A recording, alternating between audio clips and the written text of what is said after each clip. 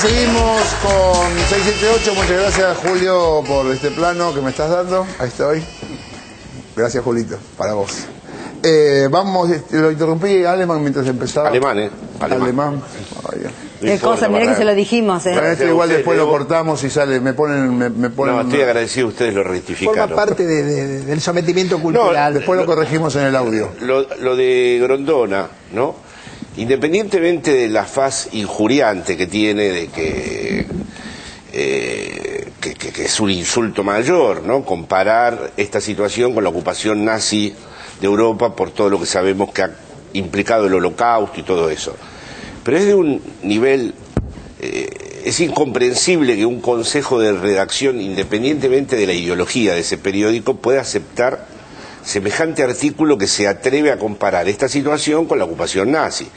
Y el problema que empiezo a ver con el programa de ustedes hoy, con todo lo que se ha desarrollado aquí, el problema en el que estamos todos incluidos, no me siento afuera de ese problema, me siento formando parte, es cómo va a ser el estado de nuestro debate, porque con esto, más allá del carácter injuriante, como lo que se repite en todos los casos, es que todos están frente a un poder omnímodo, incomprensible, que está además manejado por cerebros malignos.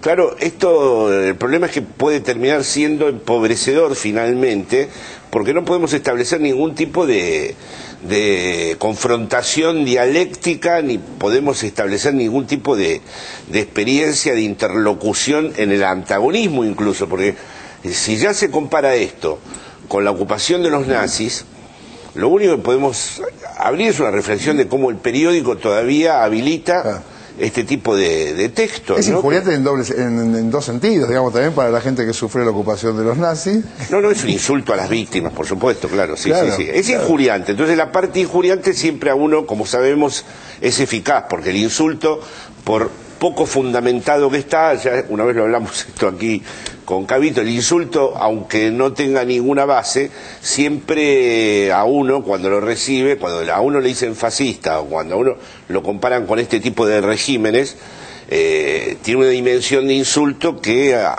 inevitablemente cumple, alcanza un poco el objetivo, porque el insulto, por más infundamentado que esté, siempre tiene... Pero de todas maneras el problema es cómo seguir discutiendo con esto, porque... Y ahora que ustedes van a empezar con una revista de debates...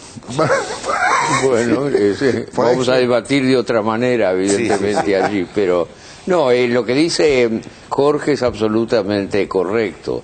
Hay tipos de interlocución que son posibles y otro tipo de interlocución que son imposibles. Yo creo que con alguien como Elisa Carrió es imposible discutir. Es alguien que está más allá del debate, más allá de cualquier argumento racional. Y así se quedó con el 1 no sé cuánto % de los votos.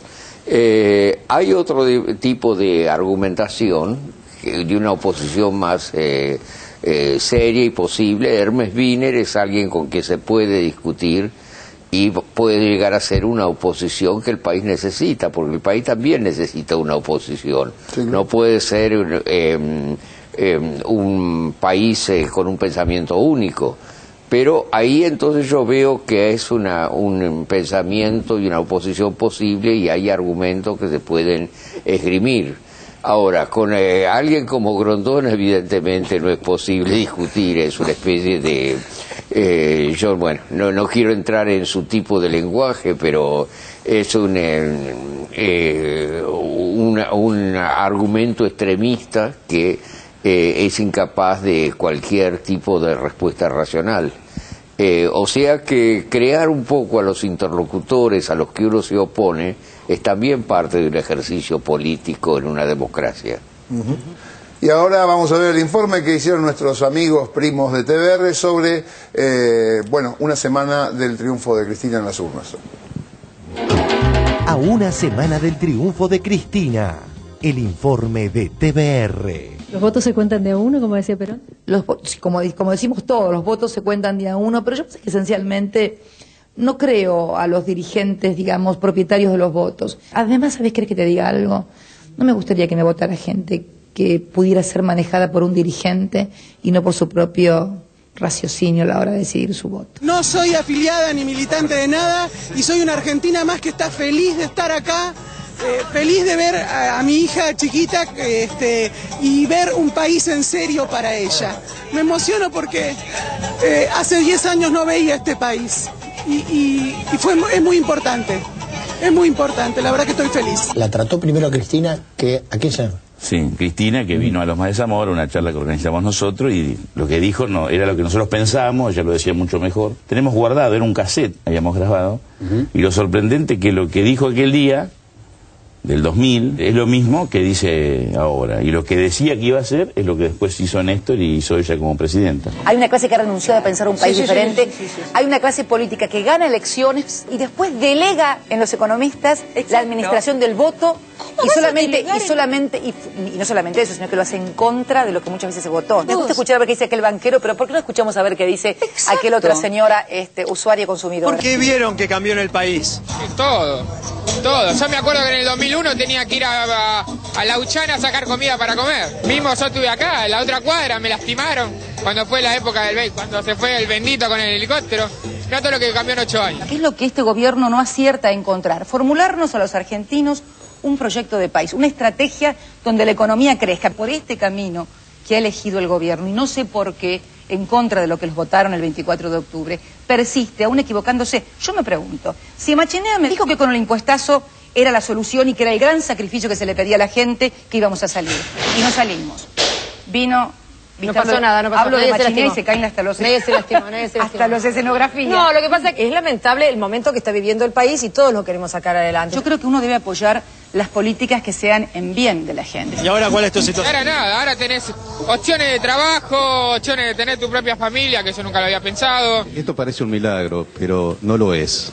Este es el triunfo de la política y de la militancia. Por eso, lo que parece un milagro es la concreción de eso, de la economía sujeta precisamente a la acción política. Normalmente pienso en coincidencia con la mayoría de la calle y no con las mayorías que por ahí se forman en los recintos, que pocas veces tienen que ver, desgraciadamente, por esta crisis de representación social, con lo que tiene que ver en la calle. Hoy sucedió un hecho muy importante en el Senado, que es aprobar la ley de quiebras. El Senado le dio un respiro a Eduardo Duhalde. Una extraña alianza política de peronistas radicales y provinciales logró sancionar la ley de quiebras, como exigía el Fondo Monetario Internacional, con la excepción de Cristina Kirchner, que dijo lo que muchos debieron callar por compromisos políticos. En unos meses más a la Argentina le van a poner bandera roja, señor presidente, y no precisamente de aquel infame trapo que algunos creían que iba a flamear en la Argentina ya por la década de los años 70, sino bandera roja y de remate. En la ley de quiebras, que es una ley hecha casi a resguardo y a buen resguardo para proteger al Grupo Clarín. Casi todos los que han pasado por el gobierno trataron de tener al monstruo Clarín de su lado, después el monstruo Clarín los pasó por encima como siempre. En el caso de la presidenta también hay que decir que por primera vez asistimos a un episodio en donde el poder político es uno y el poder económico es otro. Normalmente esto venía, esta es una de las cosas que ha ocurrido, que es nueva, esto venía parejo. Los gobiernos han sido en mayor o menor medida acompañantes del poder económico. Acá el poder económico está en un lugar y el poder político está en otro, y esa es la primera vez que ocurre en todos estos años. Medalla de oro, director. Ahí está. ¿A quién si no? Elecciones y después. Se votó el domingo, cambió el mapa político del país, se derrumbó el kirchnerismo. Medalla de oro. Ahí está. ¿A quién si no? Hace 2 años, esta performance electoral era impensable, ¿no es cierto? Y hace un año, cuando parte del kirchnerismo empezó a reconstruirse, digamos, y mucha gente veía eventualmente una reconstrucción, muchos no lo vimos. La perspectiva que hay hoy en la sociedad respecto del gobierno de Néstor Kirchner y Cristina es peor que mala, digamos, ¿no? Muchos no lo vimos. Hay un obstáculo. El gobierno de los Kirchner es un obstáculo para que ese desarrollo sea posible y para que avancemos a crecer con empleo y con felicidad para todos. Al hombre de campo y en general a los que viven alrededor del campo y a la economía del campo, ¿le ha ido muy bien? Efectivamente, en los últimos tiempos la economía anduvo A eso nos referimos cuando decimos en la ruralidad la economía funcionó, entonces ¿por qué cambiar? Cada vez me parece que la prensa privada, para no poner otro adjetivo, si querés, algunos la llaman hegemónica, otra crítica, otra independiente. Bueno, ponerle la corpo, lo que dice La Nación, Clarín, hay una cantidad de hechos que ha cubierto como la prensa pública ni ahora ni nunca cubrió. Pero tampoco ponían una buena, ¿eh? Vos leés los diarios, los que acabás de nombrar, y no había una buena. Vos llegabas a la página 40 diciendo, estamos viviendo... Está bien, pero yo no te voy a defender eso, pero de cualquier manera, porque yo no tengo por qué responder por las estructuras en las que yo trabajo, yo respondo por mi trabajo. Hoy vamos a poner un contador en nuestra pantalla. El contador va a hacer referencia a uno de los temas más serios que enfrenta el país después que termine la tregua del campo. Es la cantidad de nuevos pobres, alrededor de un pobre nuevo cada 20 segundos. En el rato que yo hablé, hay 3 nuevos pobres en la Argentina por el aumento de precios que se está produciendo. Tampoco ponían una buena, ¿eh? Yo no tengo por qué responder por las estructuras en las que yo trabajo, yo respondo por mi trabajo. Hay ¿cuánto no alcanzo a ver ahí? 104 nuevos pobres en este ratito. Creo que a Cristina Fernández de Kirchner la subestimamos. La subestimó la oposición, la subestimamos los medios de comunicación, los periodistas. Era la esposa era la que cumplía roles formales mientras él era ministro de Economía, mientras el verdadero líder era él. Por lo tanto, no subestimarla sería, me parece, casi como curarse en salud. Gracias a los 40 millones de argentinos por el amor, por el afecto. Gracias a todas las mujeres y a los jóvenes particularmente. En cada uno de ellos lo veo a él y me veo a mí. Hace muchos años. ¿Cuántos años tenía presidente en esta foto? Ahí tenía exactamente 20 años. Eso es 1973. Eso es el zoológico de la ciudad de La Plata. Del lado de afuera estoy. ¿Con qué soñaba esta piba? Vos sabés que no soñábamos en esa época las cosas que por ahí sueña o soñaban otras chicas, bueno, me voy a casar, voy a tener chicos. Bien, nosotros no éramos Susanita, esta es la verdad. Éramos Mafalda, éramos la que estábamos preocupada por esto, por el otro, y aquel que dice tal cosa y mira lo otro, y la injusticia y el mundo y cambiar todo. Y soñaba no con ser presidenta, te juro, ni en mis más remotos sueños, ¿no? Me parece mentira estar viviendo este momento. Es como si fuera un cuento o una película. Yo no sé por qué a veces me pierdo. Los ojos se me dan vuelta y me muero por dentro. Y me encierro otra vez y no puedo salir. Ay, ay, ay, ay, ay, ay. No puedo ver lo lindo de cada momento. Es que a veces no me le animo al niño que llevo dentro. A veces pienso que están mal algunas cosas que siento, pero basta ya de eso, echa pa' afuera y bye bye bom. No tengo tiempo ahora de eso, estoy en otra canción, se acabó. Cántale a la luna y al sol, cántale a la estrella que te acompañó, cántale a tus amigos con el corazón. Cántale a la luna y al sol.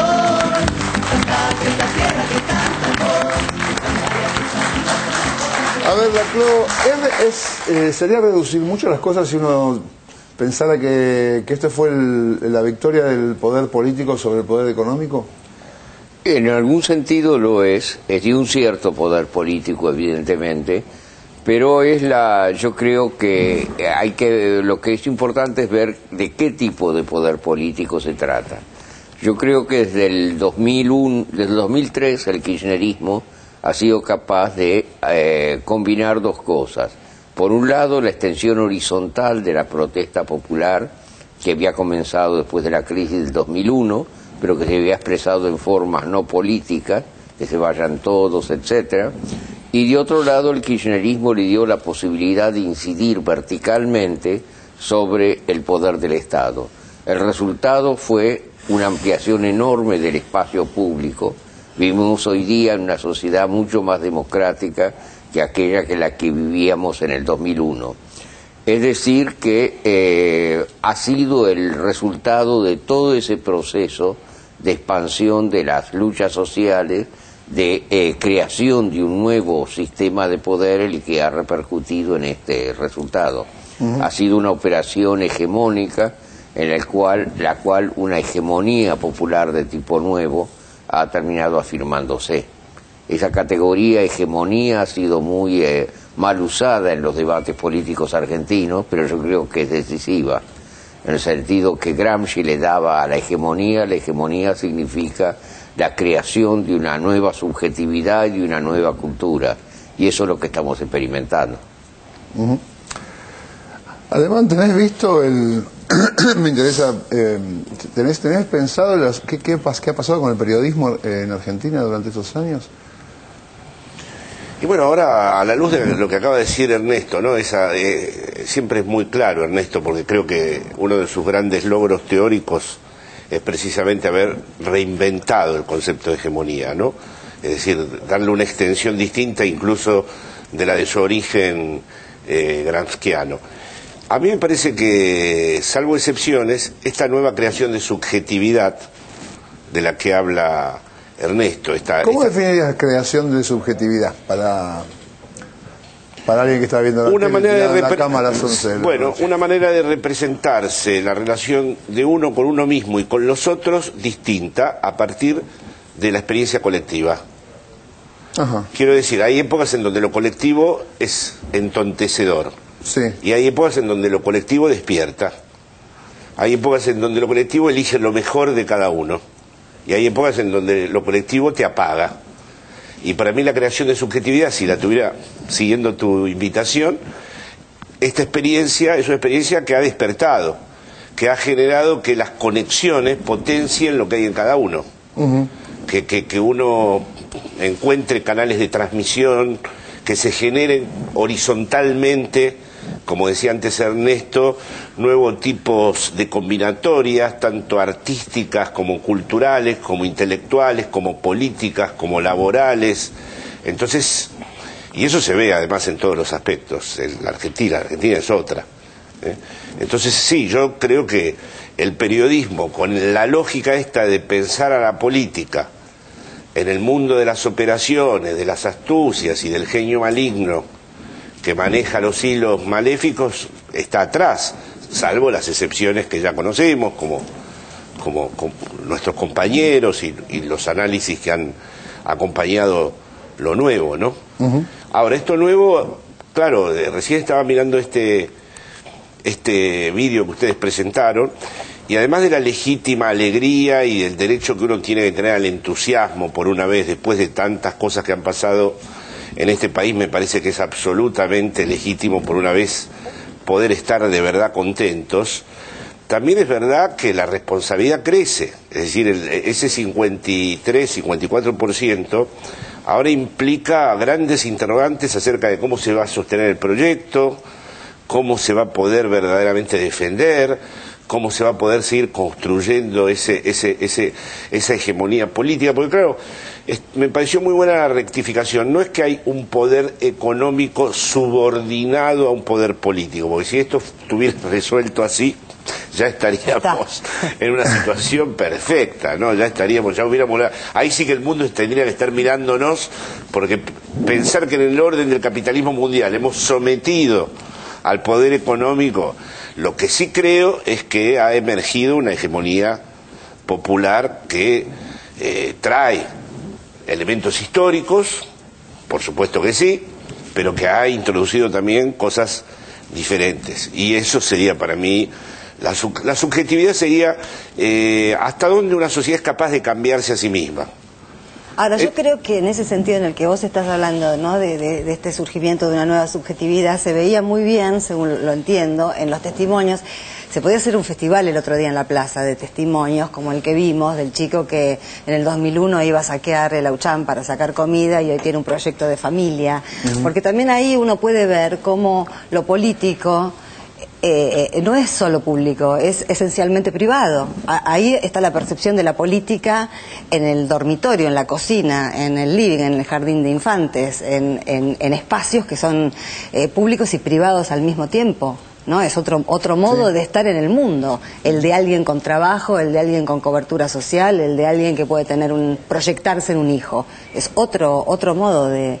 Y por otro lado, también es paradojal, porque recién veíamos en el informe al compañero de Mariano Grondona, que no sé el nombre, que decía a Cristina la subestimamos.